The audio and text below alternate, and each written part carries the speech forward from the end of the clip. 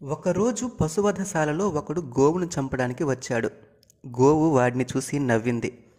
దాన్ని చూసి కసాయి అడిగాడు, నేను నిన్ను చంపడానికి వచ్చాను, అది తెలిసి కూడా నువ్వు ఎందుకు నవ్వుతున్నావని.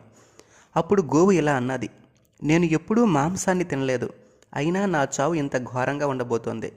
ఎవరికీ హాని కలిగించిన నన్ను చంపి నా మాంసాన్ని తినే నీ చావు ఎంత ఘోరంగా ఉంటుందో అని ఆలోచించి నేను నవ్వాను. నా పాలిచ్చి మిమ్మల్ని పెంచాను, మీ పిల్లలకి పెంచుతున్నాను, కానీ నేను తినేది మాత్రం గడ్డి. నా పాలతో వెన్న చేసుకున్నారు, వెన్నతో నెయ్యి చేసుకున్నారు, నా పేడతో పిడకలు చేసుకొని వంటకు వాడుకుంటున్నారు, అలాగే నా పేడతో ఎరువు చేసి పంటలు కూడా పండించుకుంటున్నారు. నా పేడతో గోబర్ గ్యాస్ తయారు చేసుకుని మీ ఇంటిని చీకటి నుంచి వెలుగులోకి తెచ్చుకున్నారు. ఆ డబ్బుతో సుఖంగా జీవిస్తున్నారు, కానీ నాకు మాత్రం కుళ్ళిపోయిన కూరలను ఎండిపోయిన గడ్డిని పెట్టారు. మీకోసం ఇంత సహాయం చేసిన నన్ను కసాయివాడిలా చంపడానికి వచ్చావు.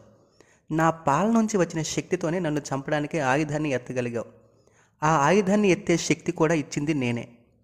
నా వల్ల బాగా సంపాదించి ఇల్లు కూడా కట్టుకున్నావు, కానీ నన్ను మాత్రం ఒక గుడిసెలో ఉంచావు.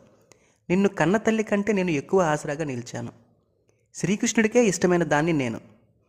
అలాంటి నాకు ఇంత పెద్ద శిక్ష వేస్తున్నా నీ గతి ఏమవుతుందో అని ఆలోచించి నేను నవ్వాను. నా సంతతిని నా జాతిని ఇలా మీరు చంపుతూ పోతూ ఉంటే మీకు మీ ముందు తరాలకు మేము సేవ చేసుకునే భాగ్యం ఇక ఉండదేమో. మాకే భవిష్యత్తులో ఉనికి లేనప్పుడు నీకెక్కడి మనుగడ. అందుకే నీ భవిష్యత్తు గురించి ఆలోచించి నేను నవ్వాను అని గోమాత సమాధానం చెప్పింది. గోమాతను రక్షించండి.